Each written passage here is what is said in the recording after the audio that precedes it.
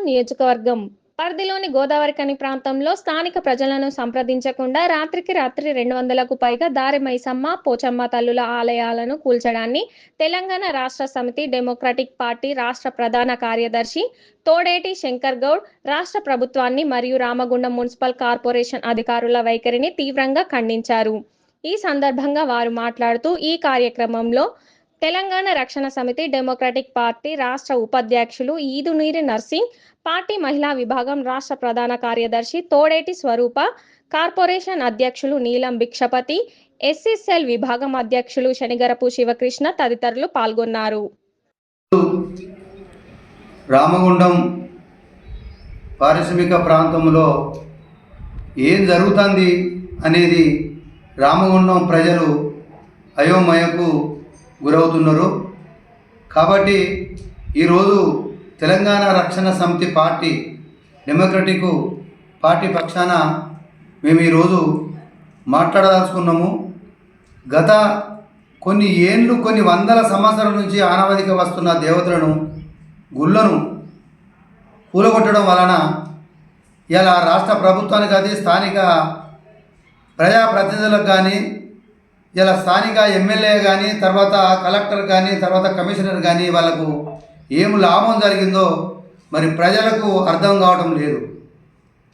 సరే, మీరు అభివృద్ధి అంటున్నారు, అభివృద్ధి కొరకు రోడ్లు వెడల్పు చేస్తున్నారు, చాలామందిని ఇబ్బంది పెడుతున్నారు, కొంతమంది ఒకే అంటారు, కొంతమంది బాధపడుతున్నారు. దానికి అభివృద్ధికి ఎవరు అడ్డం కాదు.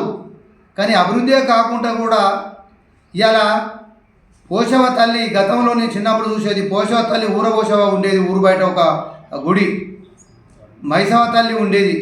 తర్వాత కార్మికులకు ఇప్పటికి కూడా బావి మీద పొద్దున బావిలా దిగుతూనే మైసవ తల్లికి దండం పెట్టి మరి మన కార్మికులందరూ పోయేటోళ్ళు.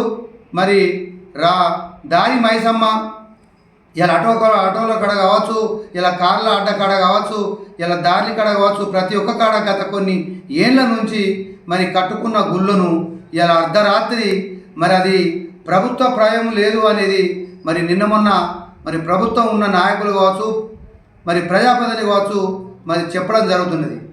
ఇలా స్థానిక ఎమ్మెల్యేకు తెలియకుండా ఇక్కడ రామగుండం నియోజకవర్గంలో ఏదన్నా జరుగుతుందా? జరగది.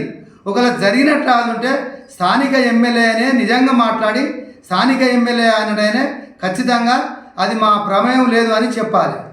మరి జరగకుండా పని చేసుకుంటా ఇక్కడ ఉన్నటువంటి మరి ప్రజలను అయోమయం గురి చేస్తున్నారు.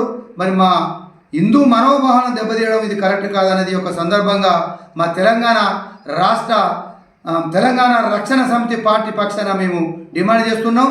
అట్లాగే ఈరోజు మరి అక్కడ ఉన్నటువంటి మరి మున్సిపాలిటీలో తెలియదంటారు, మరి కమిషనర్లు తెలియదంటున్నారు, మరి అట్లాగే కలెక్టర్ కూడా తెలియదంటున్నారు, పోలీసు వాళ్ళు కూడా తెలియదంటారు.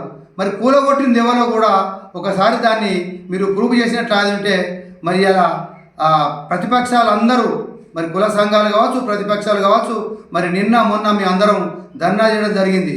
కాబట్టి తక్షణమే దాని జవాబు కుదరకుంటే మాత్రం తప్పకుండా అన్ని పార్టీలలో, అన్ని సంఘాలలో అందరం ఐక్యత మీరు కట్టించేంత వరకు మేము దాన్ని తప్పకుండా ఈ పోరాటం ఆగదనేది ఒక సందర్భంగా తెలియజేస్తూ, మరి అట్లాగే ఇలా స్థానిక కమిషనర్ను సస్పెండ్ చేయాలి, ట్రాన్స్ఫర్ చేయాలి.